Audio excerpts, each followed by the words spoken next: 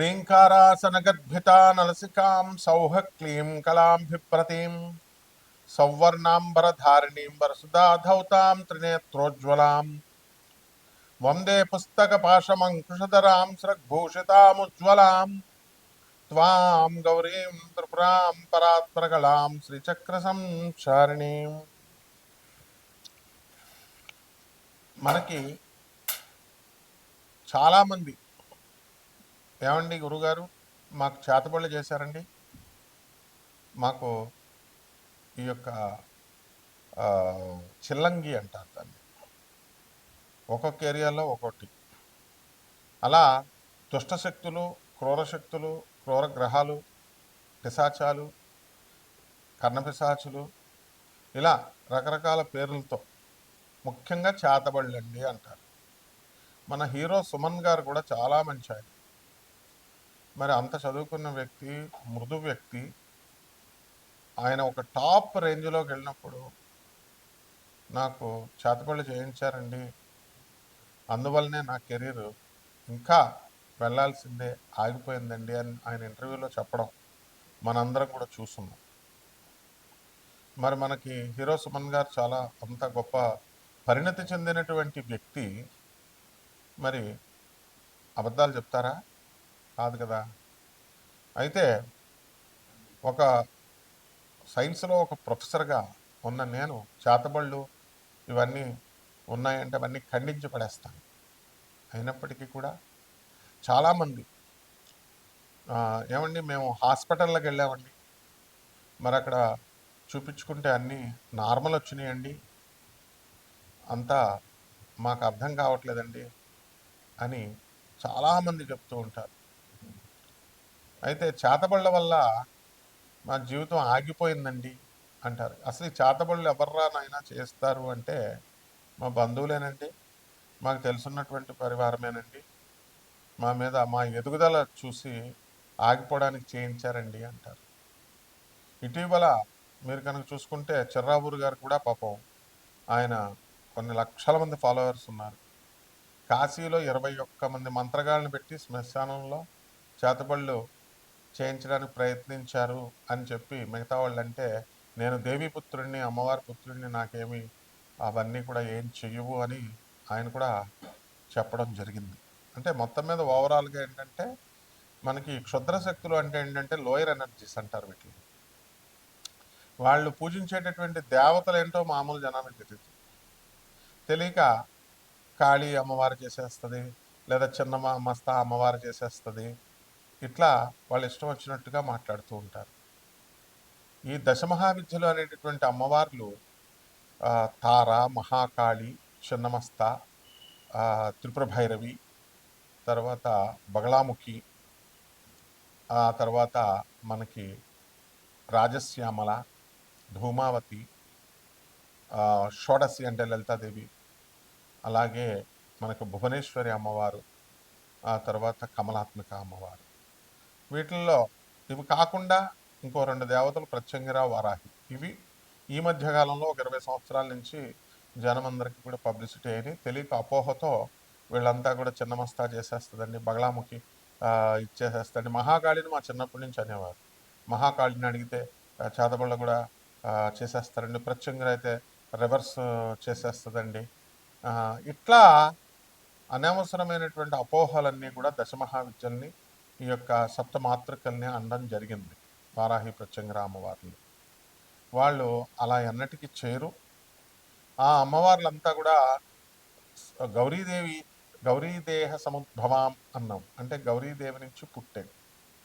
కాబట్టి వాళ్ళంతా కూడా సాక్షాత్తు పార్వతీదేవి, ఆదిపరాశక్తి, శివుడి యొక్క భార్య అయినటువంటి ఆ యొక్క గౌరీదేవి నుంచి పుట్టినాయి. కాబట్టి కనీసము గౌరీదేవి కూడా చాలామంది తెలియక ఏమండి ఈ అమ్మవారికి మేకలను కొయ్యాలండి, కోళ్ళను కొయ్యాలండి అని ఇలా మాట్లాడుతూ ఉంటారు.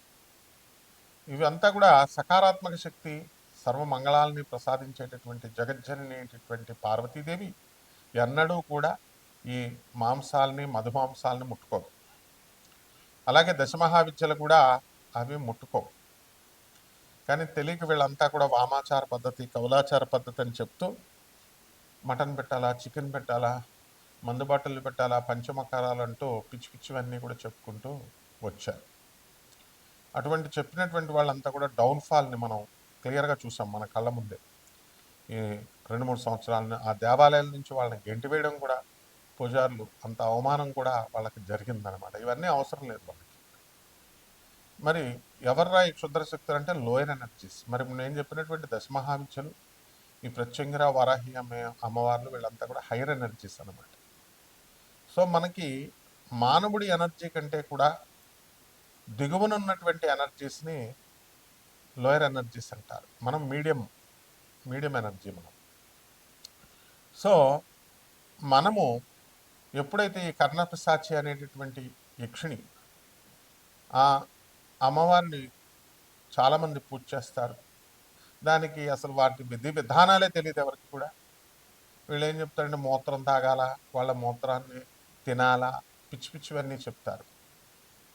అలాగే కొంతమంది ఈ క్షుద్ర శక్తులకి రక్తం అన్నాన్ని అడుగుద్ది, అమావాస్య రోజున అడుగుద్ది, అది అడిగినప్పుడు మీరు తెచ్చి పెట్టాలా, ఇలాంటి నాన్సెన్స్ అంతా చెప్తా ఉంటారు. మనకి చాలామంది ఈ యొక్క క్షుద్రశక్తి ఆరాధకుల్ని అంటే అవన్నీ మినిమం మ్యాజిక్స్ అనమాట. ఇలా గాలిలో శివలింగాలు తీయడం, నోట్లో నుంచి శివలింగాలు తీయడం, విభూతి సృష్టించడం, అలాగే ఇలా లడ్డూలను సృష్టించడం, అన్నీ కూడా మామూలు జన విజ్ఞాన వేదిక వాళ్ళందరూ కూడా వాళ్ళు చేస్తూ ఉండేవారు. వీళ్ళు కూడా ఈజీగా ట్రిక్స్తో చేసేవారు. సో మయనార్ అనేటటువంటి ఒక ఊరుంది. అది గౌహతికి 80 కిలోమీటర్ల దూరంలో అస్సాంలో ఉంది. అక్కడ గ్రామం మొత్తం అంతా కూడా కుటీర పరిశ్రమలాగా ప్రతి ఒక్కళ్ళు కూడా చేతబళ్ళు చేయడము, విడిపించడము. ఆ ఊరే అసలు చేతబళ్ళ ఊరు అంటూ చెప్పుకోవడం వస్తున్నాం. అలాగే ఖరోలీ సర్కార్ అని చెప్పేసి చేతబళ్ళు తీసేస్తారని చెప్పేసి వీళ్ళంతా కూడా యూపీలో ఉన్నారని చెప్పి వెళ్ళడం. అలాగే వాళ్ళు కూడా చేతబళ్ళు పట్టిన వాళ్ళని జుట్లు పట్టుకొని లాగడం. ఇలా రకరకాలుగా ఎవరిష్టం వచ్చినట్టు వాళ్ళు చేస్తూ ఉంటారు. అసలు చేతబడి యొక్క లక్షణాలు ఎలా ఉంటాయంటే వాటి డెవలప్మెంట్ ఆగిపోతుంది. బాగా వ్యాపారంలో నెంబర్ 1గా ఎదిగిపోతున్నటువంటి వాళ్ళు సడన్గా అప్పుల పాలవడం, ఇతరుల చేత మోసగింపబడడం, అండ్ ఏదో ఒక విధమైనటువంటి భయంకరమైనటువంటి క్రానిక్ డిజీజ్ రావడం, ఆ డిజీజ్ సడన్గా క్యాన్సర్ వ్యాధి లాంటిది రావడం, ఆ వ్యాధుల ద్వారా మనం హాస్పిటల్కి వెళ్ళినా నార్మల్ ఉంది అని చెప్పడం వాళ్ళు, ఆ తర్వాత మనం టెస్ట్ చేసుకున్నా కూడా నార్మల్ ఉందండి అంటారు. సో ఈ రకంగా అసలు చేతబళ్ళు ఉన్నాయా లేవా, ఈ చేతబళ్ళు ప్రయోగాలు ఏమిటి, ఇవన్నీ కూడా మనము క్రమేపీ మనం తెలుసుకుందాం. వాటి ప్రభావాల వల్ల రాత్రులు పిశాచాలు కనబడడం, రక్తమాంసాలు కనబడడం, సౌండ్స్ వినబడడం, హాలుసినేషన్ లాగా, ఇన్ఫాక్చుయేషన్ లాగా ఉండడం, ఇవన్నీ జరుగుతున్నాయి.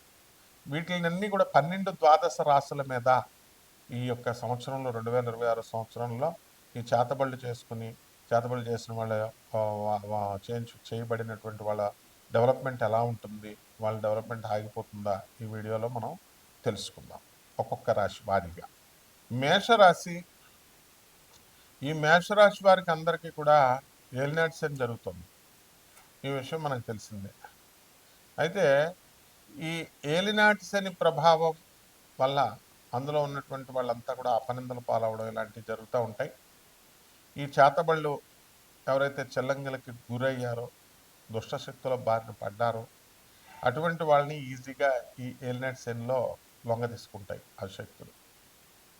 కాబట్టి భార్యాభర్తల మధ్య అనవసరమైనటువంటి కలహాలు అనేటటువంటి ఈ యొక్క దుష్టశక్తుల ప్రభావం వలన మనకు కలుగుతాయి.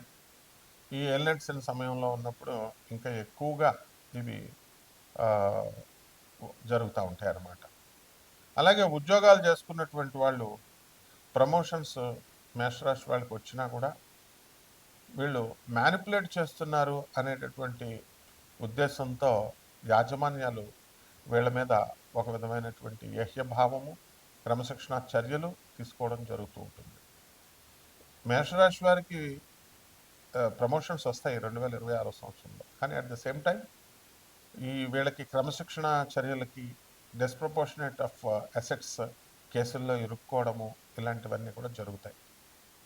ఇక పిల్లలతో చక్కగా ఆనందంగా ఉన్నటువంటి వీళ్ళంతా కూడా సంసారంలో మూడో వ్యక్తి ప్రవేశము, తద్వారా మనకి ధన నష్టము, ఈ యొక్క ఆదాయాలు ఎంత పెరుగుతా ఉన్నప్పటికీ కూడా మనకి గురుడు మరి జూన్ 2, 2026 సంవత్సరం వరకు మిథున రాశిలో ఉండడము, ఆ తర్వాత మళ్ళా కర్కాటక రాశి ప్రవేశం ద్వారా అధికమైనటువంటి ధన వ్యయం అనేటటువంటిది కలగడానికి అవకాశాలు ఉంటాయి. అయితే ఈ మేషరాశి వారికి మనకి అనారోగ్యపు సమస్యలు అనేటటువంటివి సాధారణంగా ఏలినాటి శని గ్రహ ప్రభావం వల్ల వస్తాయి. అయితే ఈ చేతబళ్ళు, ఈ చిల్లంగలకు గురైనటువంటి వాళ్ళందరూ కూడా వాళ్ళకి కొంచెం ఎక్కువగా వాళ్ళు పడడం జరుగుతుంది. మానసికంగా చాలా డిప్రెషన్స్కి గురవుతూ ఉంటారు. అదేవిధంగా వాళ్ళు లైట్లను చూడలేరు. నిరంతరము నేను కుండలిని శక్తి నాకు జాగృతమైపోయింది, నాకు ఈ సౌండ్స్ వినబడుతున్నాయండి, చక్ర విచ్ఛేదనం జరిగిపోయింది అని గెజిటెడ్ ఆఫీసర్ పోస్టుల్లో ఉన్నటువంటి బాగా చదువుకున్నటువంటి పోస్ట్ గ్రాడ్యుయేట్స్ కూడా మరి వెటనరీ డాక్టర్స్గా ఉన్నటువంటి వాళ్ళు కూడా వాళ్ళకి ఈ భావనలో ఉంటారు. అదేవిధంగా ఎనర్జీ, ప్రాణిక్ హీలింగ్ లాంటి ఎనర్జీలు హీలింగ్స్ చేసుకుంటున్నాము, హైర్ ఎనర్జీస్తో మేము కనెక్ట్ అయ్యాము అని అంటారు. మళ్ళీ అదేవిధంగా ఈ యొక్క ఎనర్జీస్తో నాకు పని లేదు, ఎందువల్లంటే ఈ ఎనర్జీస్ వల్ల నా నడుము నొప్పులు తగ్గట్లేదు, నా బ్యాక్ పెయిన్లు తగ్గట్లేదు, ఈ విధంగా వ్యాధి కంట్రోల్ కానప్పుడు ఇవన్నీ ఎందుకు, ఈ ఈ నాలెడ్జ్ అంతా కూడా హైయర్ బీయింగ్స్ వల్ల, గురువుల వల్ల మనకు వచ్చినటువంటి నాలెడ్జ్ అంతా ఎందుకు అని మదనపడుతూ ఉంటారు. అంటే ఈ యొక్క మేషరాశి వారికి అందరికీ కూడా ఈ సంవత్సరము మనశ్శాంతి లేకపోవడము అనేటటువంటిది ఉంటుంది. ఆదాయాలు వేరు, ఉద్యోగాల ప్రమోషన్లు వేరు, ట్రాన్స్ఫర్లు వేరు, ఇవన్నీ రొటీన్గా జరుగుతూ ఉంటాయి మీ జీవితంలో. ఎస్పెషల్లీ ఈ వీడియోలో టాపిక్ ఏంటంటే చేతబడి ప్రభావాల వల్ల మేషరాశి వారికి ఎంతవరకు ఎఫెక్ట్ పడుతుంది అనేటటువంటిది. కాబట్టి ప్రేక్షకులంతా కూడా వివేకంతో చాలా జాగ్రత్తగా అర్థం చేసుకోవడానికి ప్రయత్నించాలి. అంతేగాని మామూలు వాళ్ళు చెప్పేటటువంటి వీడియోలు చూసినట్టుగా మీరు ఇల్లు కడతానా, నేను డబ్బులు లేకుండా నువ్వు ఇల్లు ఎలా కడతావు? అందువలన ఎంత పుష్కలంగా, ఎంత ప్లానింగ్గా మీరు మొట్టమొదటి నుంచి డబ్బులు దాచుకున్నప్పటికీ కూడా ఈ 2026 సంవత్సరంలో ఈ చేతబడుల ప్రభావం వల్ల డబ్బు ఉన్నప్పటికీ కూడా మీరు ఇల్లు కట్టలేకపోతారు. స్థలాలు అనేటటువంటివి కొంటారు, కానీ అవి రేట్లు పెరగవు. షేర్స్, స్టాక్ ఎక్స్చేంజ్ల్లో మీరంతా కూడా ఇన్వెస్ట్ చేయడం జరుగుతుంది. ఇక పరిహారాల దగ్గరికి వచ్చేసరికి మనకి ఈ పరిహారాల్లో మనము ఈ మహాకాళి అమ్మవారి యొక్క మంత్ర జపాన్ని చేసుకోవాలా, మహాకాళి అమ్మవారి యొక్క ఉపాసన చేసుకోవాలా. ఆమెకి మటన్లు, చికెన్లు, బలులు ఇవ్వకుండా చక్కగా అరటిపళ్ళు, పళ్ళు, ఫలహారాలు, శాకాహారం ఇవి మాత్రమే పెట్టాలి. పాయసాన్నాన్ని నివేదనగా చేయాలి. ఖచ్చితంగా మీకు ఇందులో ఉంటుంది. నాన్ ప్రాఫిటబుల్ బేసిస్తో మేము మీకు కలిగేటటువంటి ఈ బాధల నుంచి జాతకాల చక్రాల ద్వారా మరి మోడర్న్ నాసా రిపోర్ట్స్తో మీకు జాతకాన్ని మేము చెప్తాం అన్నమాట. ఎవరైతే ఈ బాధలతో ఉన్నటువంటి వాళ్ళు, ఎదుగుదల లేదనుకునేటటువంటి వాళ్ళు, ఇతర సమస్యలతో ఉన్నటువంటి వాళ్ళు సైంటిఫిక్గా మోడర్న్ సైన్స్తో మేము చెప్తాము. కాబట్టి అటువంటి వాళ్ళు బాగా కావలసినటువంటి వాళ్ళు, వివేకంతో ఉన్నటువంటి వాళ్ళు నన్ను సంప్రదించవచ్చు. శుభవస్తు.